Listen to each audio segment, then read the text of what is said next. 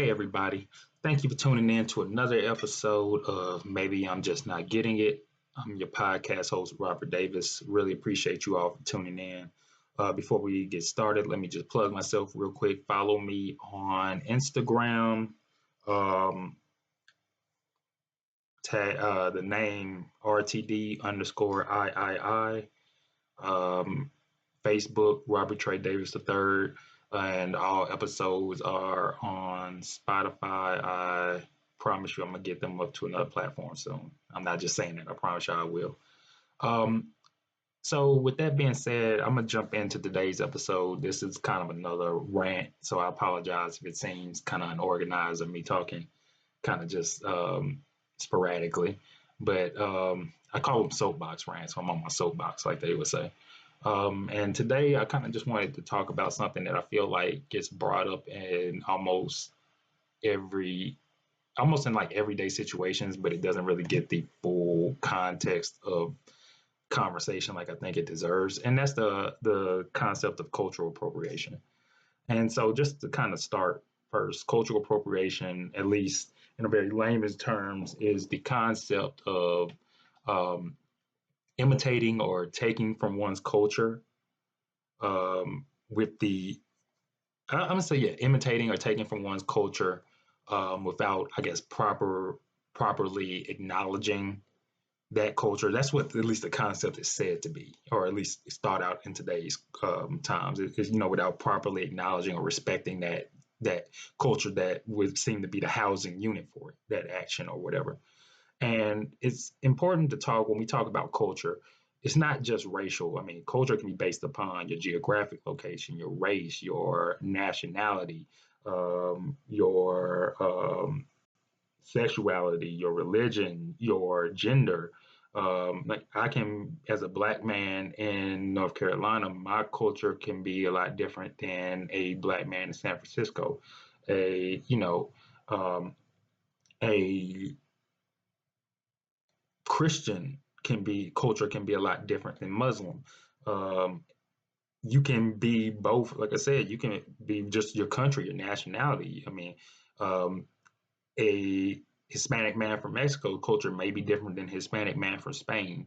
Um, a black man's culture may be different from a black woman's to a degree.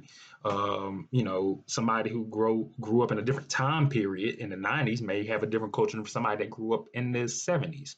So it's important to know that when we talk about culture, we're talking about a very broad subject that everybody has access to. Everybody has a culture in a sense.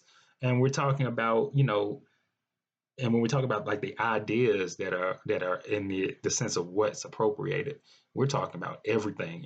Music, dress, dialects and slang, fashion, food, media, um, how we interact with one another, our faiths, like all of that are actions within specific cultures as well.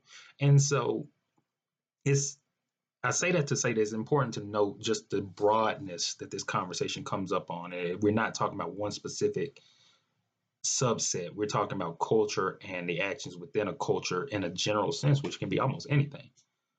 And it's important to know, as we were kind of just alluding to, that every culture and every part of society has their own uniqueness. They have their own specific things that make them who they are. And like we were saying, being in the South is its own culture compared to being in the Midwest, which is different compared to being raised in rural Russia, which is different compared to being raised in the United Arab Emirates. So, like, all of it's important to know that that everything has its own specificity to it, and that all of that has to be respected, as its own thing, as its own living, not as a living, but as its own tangible or intangible item of this particular culture's zeitgeist. I know I'm using a lot of big words, just bear with me. So I think it's important to know that also as an as the world grows and integrates, and integration is the main key of any society, and integration is not a sense of one culture taking over another, but all being able to live in harmony with each other, being able to share and be unique in their own respects, with and all of that working in harmony, right? And so as the world steadily moves towards that, every day we're moving towards that because people are moving, they're sharing ideas, they're coming from one place to another, they're experiencing different things. So as it's inevitable that appropriation happens. And I think as people are influenced by various things, by various topics, various issues, that they will imitate that influence. They will and they'll leave things that they don't like, and they'll pick up things that they do like. And I just think that it's important for us to understand that that culture and cultures are various and broad as the day is long, and they all have specificities and specific things to them that make them unique. That we all can take from and learn from, but as well be respectful of and understanding of as well. And so we may say, well, why does that matter, right? I mean, like we are just saying, ideas and cultures don't spread without some sort of appropriation. And it's important in this context to talk about, I'm going to talk about appropriation both in a positive and a negative sense. But I think it's important to talk about first in a general sense that appropriation, by the concept of idea spreading, is a natural phenomenon that will happen, regardless of how much that one person or other people may not want it to. And so I think the question then becomes, well, how do you define what levels or variations of appropriation are okay and not okay? And I think that really is based upon the level of understanding and respect that one would have for that culture that they're taking from. And I don't think it's like, well, you have to understand everything about a culture to respect it, and you don't have to respect everything about a culture to understand it. But you do have to but you do have to have. I think respect is the biggest thing here. You do have to have a respect for a culture. You don't have to fully understand everything that goes on, but you should understand what you're appropriating to a degree. But you should respect it off bat. And I think that's where you can kind of get into that. Well, this is okay compared to this isn't. You know, I can say that my hair, for example, is a cultural, I mean, it is very much a cultural type of hairstyle. And I can also say that I don't think that a white guy wearing dreadlocks to me isn't disrespectful. If he doesn't respect the culture and he just did it, I would feel a little bit more offended by it than compared to somebody that does. But either way, I have to understand and respect the fact that I can't tell him not to do that just as much as I wouldn't want him to tell me not to wear my hair straight like Fred from Scooby Doo or something like that, you know? And so I think it's important to one understand, all right, what's okay and what's not okay. Um, what is appropriation compared to what is just taking from what you've experienced and taking things that you like in life, which you are completely allowed to do, you know? I think a lot of times we try to put each other in a box too much. This is how you should act when you don't have to do anything that anybody else tells you or that you should do. You can act however you want to. Um, and again, I think it just comes back to that whatever you're taking from, if you're working with that level of understanding and respect towards it, then you should be fine.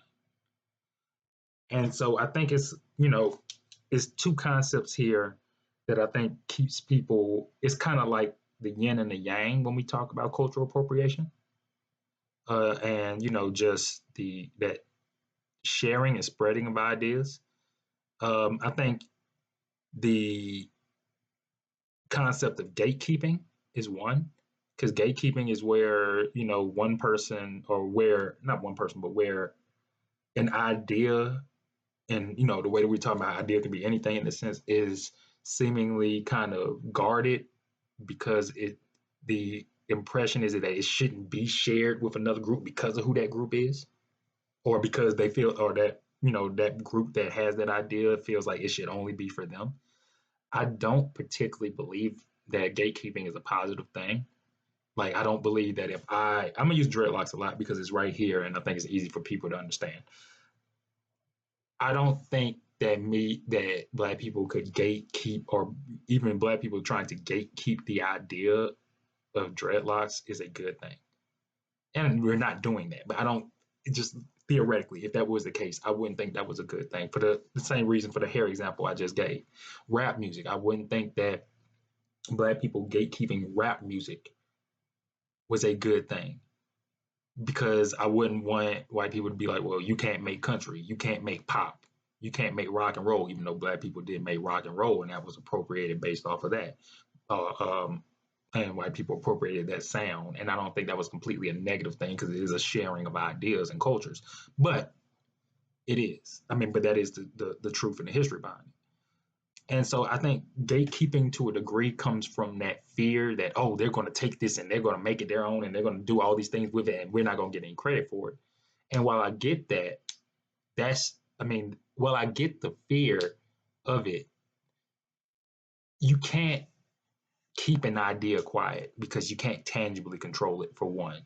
For two, white people just quite frankly have always had the one up on every system in this world. So no matter what they do, they're always going to have the advantage on it. Like, I mean, that's just the case. That's why that's why, I'm not gonna say black, I'm not gonna make this completely racial.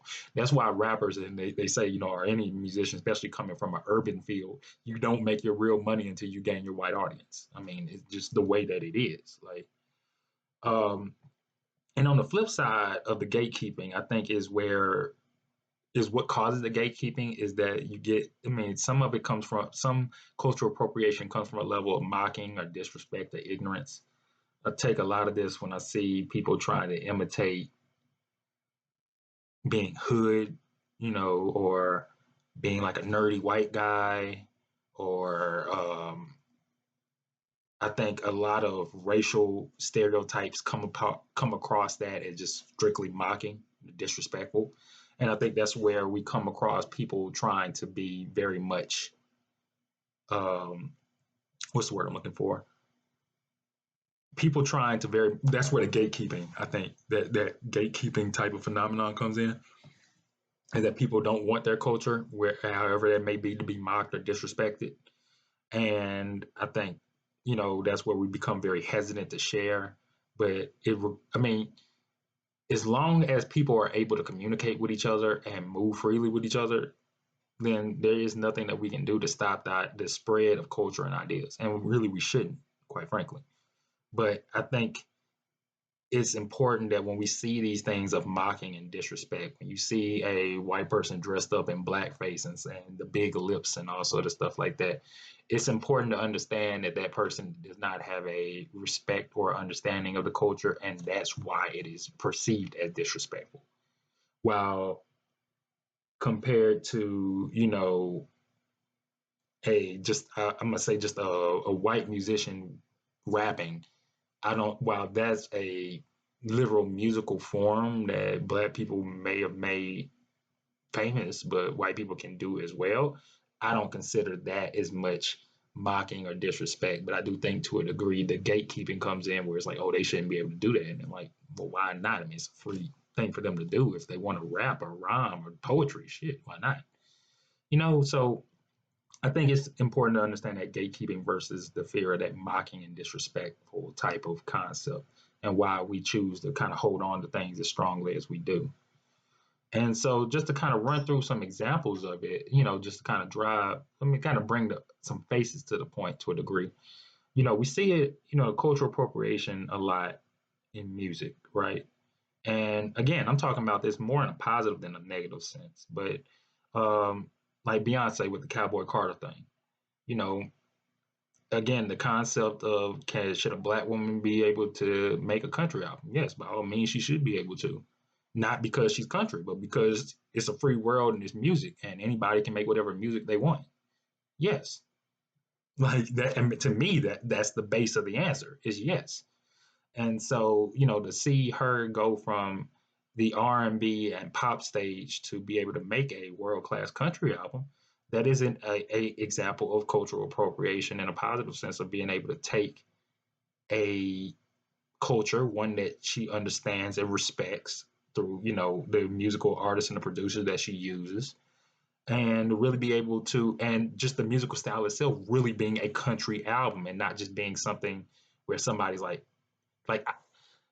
I feel like for y'all that remember Lil Wayne's rock album, that was almost a disrespectful level of cultural appropriation because it was more a rapper making what they think is a rock album, where I don't think they really had a full respect or understanding of rock music. Well, the Cowboy Carter thing I think is different, where I think you had an artist that has a full understanding and respect of country music, trying to make a country album, you know.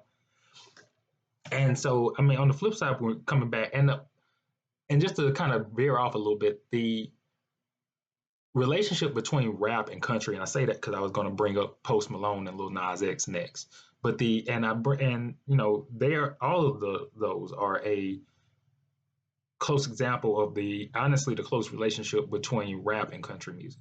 How the topics, the themes, everything very heavily mirrors each other, and that's why a lot of times just the content and the messages are so in line. That's why Kid Rock used to be down with black people a lot back in the day, because hip hop used to fuck with Kid Rock a lot. Um, and so, again, Post Malone is he culturally appropriating black music by being a white guy that started in rap and kind of veered off in the country? No, I don't think so. One, because I mean, I don't think he made bad hip hop music for one, but for two, because he's free to do so. Same thing I said with Machine Gun Kelly. Like, he's free to do so. I don't think that you can tell somebody how to not express themselves in that sense, as long as they're not. I don't think rapping means you're disrespecting black people, because that was the case. Playing, what does that mean? Playing Jimi Hendrix, playing the electric guitar or a regular guitar, for that acoustic guitar, would be disrespectful to white people? Like, no. So I just don't think it runs into that. Bruno Mars. I remember hearing people talk about, well, because I think he is. I forget where exactly. I want to say the Philippines, but I forget exactly where he's from. But I know he's not. I hate saying that like this. I know he's not black per se.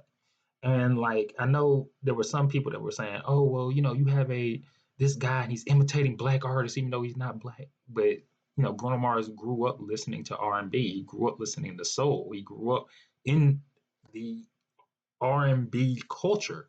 So even though he's not in the black culture, he grew up in the R&B culture. So is that appropriation when that's actually part of what he grew up listening to and experiencing and, idolizing? I don't think it is, but somebody might say because he's not black, they don't believe he should, or he should give more acknowledgement to the people that he's already acknowledging. I think that's a hard line to draw. Um, Fashion. I think fashion is also one where we have a hard line to draw. Like, if I started dressing like I was from the 70s, am I culturally appropriating the culture of the 70s? Because, I mean, and if I didn't have a real understanding and respect, I just thought bell bottoms and a fro was cool. Is that bad? I'm not sure. Like, I think if I am a, white kid from the suburbs and I dress like I see, you know, the guys on TV, like the rappers on TV, because I think they're cool and I think being hood is being cool. Is that a fashionable, I mean, that culturally appropriating fashion? Or is that just imitating what I believe is cool at the time? Which, I mean, because if that's the case, was white kids getting the Michael Jackson beat it, the jacket with the zippers and stuff, and Thriller and the red jacket and everything, is that cultural appropriation because a black person wore it? So, I mean, these are like, I ask these questions because, like, I think these are the things that we're quick to say this is appropriated, but when we think about it deeper, like, those lines run all over the place. How can you really draw it like that? Um, Even with fashion, just geographic locations. How I dress as a black man from North Carolina is different from how I dress being a black man that was raised in New Orleans. That's completely different from being how somebody would dress being raised in New York. But if I started dressing like I was from New York because I saw people in New York and I said, oh, I kind of like how they're wearing that stuff. I kind of like that style. Or if I started dressing like I was in DC, I would remember wearing New Balances here because I saw guys in DC wearing it. And people would be like, oh, that's kind of cool here. Is that cultural appropriation? I don't think it is. Because, I mean, but at the same time, if I just said, well, it's just fashion, what does that matter? Or it's just music, what does that matter? Or it's just style, what does that matter? So, I mean, I think that's where the point I stress when as I go through some of these examples is just that again, some of these lines are so small or so petty or so hard to even comprehend. How can we say it is or it isn't? Or how can we say it's appropriating when when we've all so appropriated ourselves? Food is the biggest concept of cultural appropriation I've ever seen. I mean, I can go get Chinese, I can go get Indian, I can go get Mexican, I can go get Jamaican, I can go get Mediterranean. So, you know, being a black person, is it cultural appropriation for me to go eat Chinese food? Do I need to go apologize to a Chinese person for that? Or do I just need to stick to eating soul food every day because I feel as if, boom, that's what we should do? And like I said, originally I'm from New Orleans. So do I just need it? If I make crawfish etouffee or red beans and rice up here and I serve it to people up here, is that me appropriating my culture and serving it to somebody else that's not from that culture? You know, and you might say, is white people using seasoning on their foods cultural appropriation?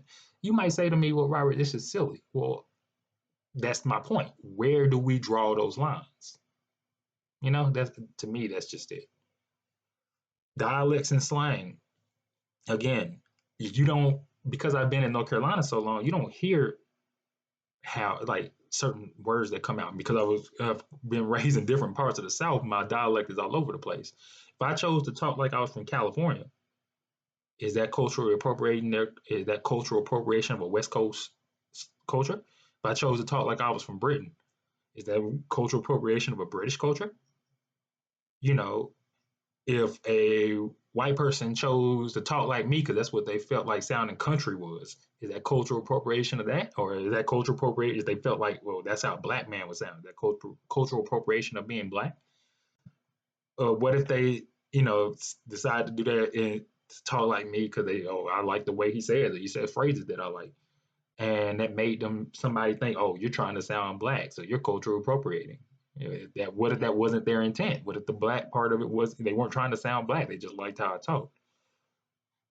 Does that even matter? Does focusing on something? My question is always: is focusing on something that's small even matter, or does focusing on what people are taking into their own life even matter anyway? That's just a question that I'm bringing. In terms of that, dance the same. Social media, film, TV, different areas use different social media apps more than others. So if I think that this particular app is dope and I use it because people back from where I'm from use it, and is that, or not, sorry, if I'm somewhere and I say, oh, people here use WhatsApp more or, whatever, and I start using it more, am I cultural appropriating a different culture because I use what they use instead of what would be perceived I should be doing? Or do a particular dance that I learned from somewhere. If I go to India and I see them do a particular dance, a cultural dance, and I like the dance, I like the understanding, the meaning of it, the ritual of it, and I learn it. Does that make me cultural appropriate them? Is it okay for me to do so because I have that understanding and respect, or is it not because of the cultural significance that it has?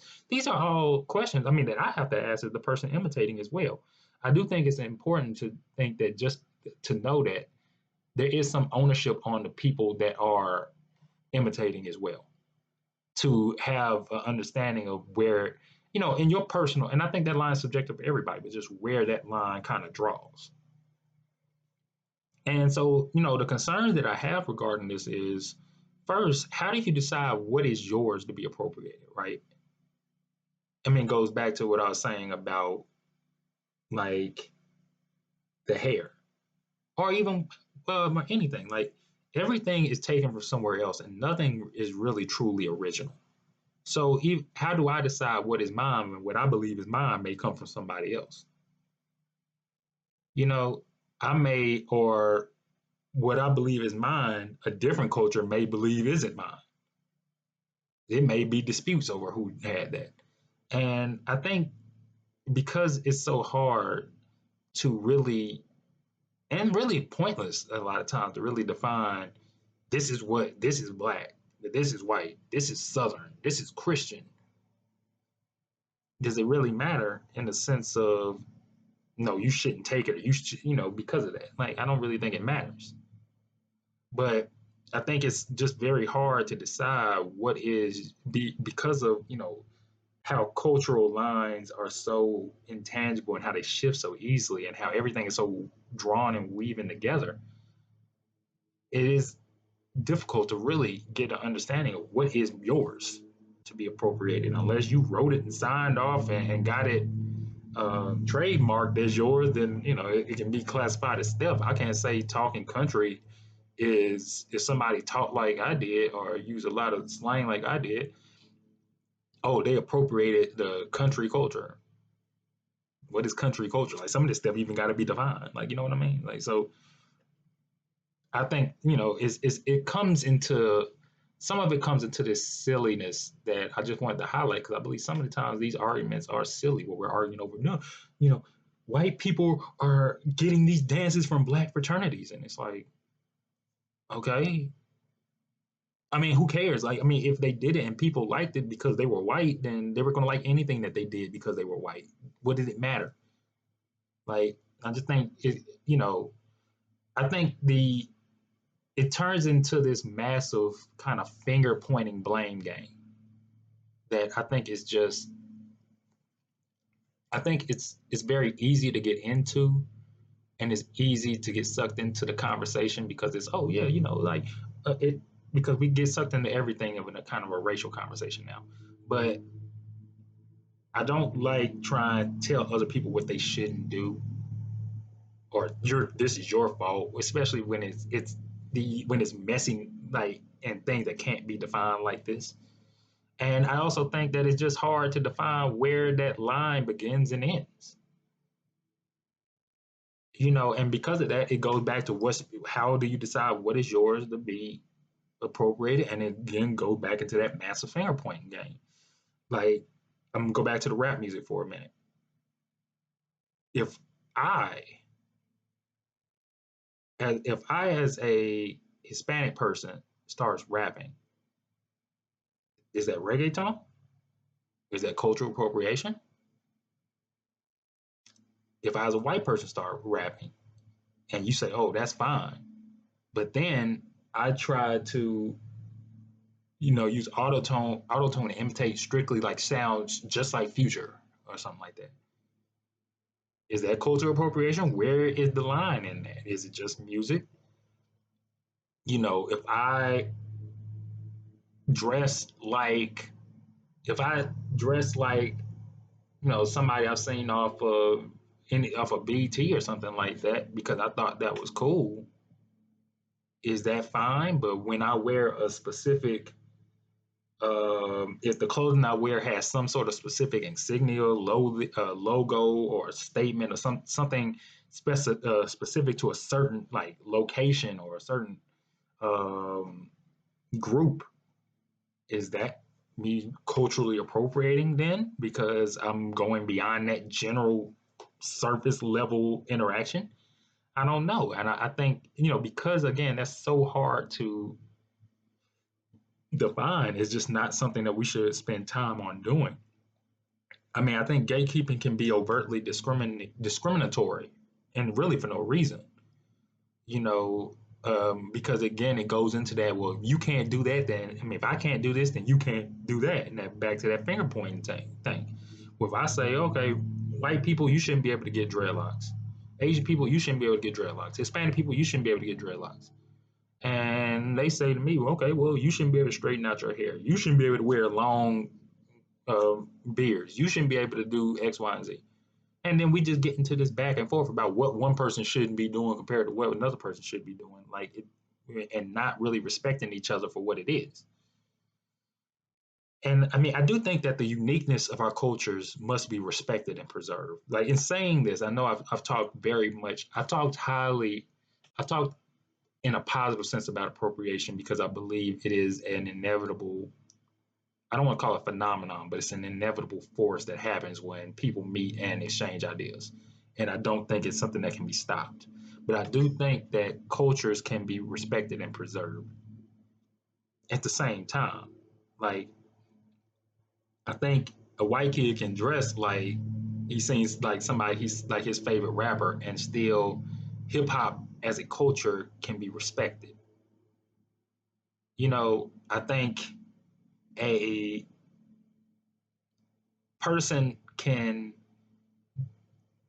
do a prayer that they saw a pastor do on TV, a Christian pastor do a Christian Baptist pastor do on TV, because and, and not have a full understanding of maybe all the biblical references in a literary sense, but for them, the general intent or the wording of the prayer hit them or touched them in a way that they felt strongly about. And the question is that cultural appropriation? And if it is, isn't that a good thing in that sense? Because somebody took something positive from you and said, I can use this positively in my own life. Is that not a respect towards yours? And I think that's where we have to kind of start looking at. We look at this stuff in any way as being disrespect. And I don't think it's that black and white per se. But I do think where the evil or where the dislike of it comes in is where it's no respect, and it's no respect to that original culture. And in a sense of preservation, and not preservation isn't saying, oh, only they can do this, but to acknowledge these were the originals. This is where this originated from. And when you do this, this is who you're getting it from. And I think that's how you can respect these cultures. And again, it just gets into this slippery slope of demonizing and approving who can do what. And as large of a concept as the ideas and cultures are, that's everything. I mean, we'll get to a point of, oh, you can't read this particular book because it's from a black author, and that's cultural appropriation of black culture. I mean, trying to read from a black author instead of that being something to where it may expand your horizons or your understanding of a different culture. It's no, you're trying to appropriate this culture because you're trying to copy from it. And if I say, or even take it a step further, if I say as a black person, I'm gonna not make it a white person black, but a black person white. If I say as a black person, oh, my favorite artist is this white person, and I took things that I thought were positive from their writing style or from the lessons I learned and tried to put that into my writing, and somebody was like, well, no, you're appropriating white culture, even though I'm technically respecting that culture or respecting the culture of wherever I'm getting it from, and I'm showing that appreciation and that um, intent of positivity and respect. It still turns into this. Well, can you do that? Can you write this? Can you say this? And I feel like we should all be able to be allowed to do whatever we want, quite frankly. And it's up to us to deal with the consequences of how we feel about it because we all have common sense and more, I think, knowledge of how the world works than what we give each other credit for. And so, just to kind of wrap this up, for the world to be open, ideas and styles do have to be copied. Well, I'm not going to say they do have to be, they will be copied. If the world is open, then ideas, styles, um, thoughts, um, all of it that we talked about and more will be copied. They will be imitated. They will be duplicated. That's just how people work. And if the intent of that is not ill, it's not disrespectful, it's not meant to just um, humiliate or not meant or done with no sense of understanding of where we come, of where it comes from. So from an ignorant standpoint, then I think if none of those factors exist, then I think, whatever we're talking about is okay. It might be what the kids like to say cringeworthy, but I mean, we all are living our own lives and we should be allowed to do so. And I think culture blending, in a sense, in the integration sense I was talking about in the beginning, where we as a planet, we as a global community, the ultimate the ultimate goal, and it's inherent, it's not something that we plan to, but the ultimate goal is integration, which is again all cultures being able to exist within their own and together at the same time peacefully. And that requires both culture blending requires both respect and integration. We both have to respect each other's uniqueness and be able to take from each other and share ideas as well. And that will ultimately be us acting like more like one another, eating foods that come from one another, listening to music that come from one another, sharing ideas that come from one another, talking and meeting with one another, wearing clothes and styles that come from one another. That's just the way that the world works. And when people are sharing ideas. And so I leave you all, and I know I'm not going to say this. I hope I say it 100% correct, but I know I'm not. I leave y'all with this quote, and I think it really kind of sums up a good point of today, where is that imitation is the sincerest form of flattery. That mediocrity can pay great. That mediocrity can pay greatness. So I'll say it again. Imitation is the sincerest form of flattery. That mediocrity can pay greatness. And so it's not just saying that imitation is a serious form of flattery, because it is. To imitate something means that you are flat. I mean that you are flattered by it. I do like this. I'm impressed by this. But also, I think it's important to understand, and I don't say mediocrity, and I know mediocrity in this sense is more of a knock or a disrespectful term, but just that when one takes from the concept of cultural appropriation is one taking something that they feel is valuable and bringing it to their own. And so if you see that somebody is taking something that you feel comes from your culture in a positive light and they're using it for their own, then I would take that as a compliment to yourself and to what you're putting out in the world, because they see it that way as well.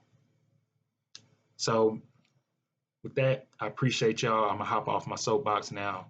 Appreciate y'all taking the time to listen to me and tuning in to another episode. Maybe I'm just not getting it podcast.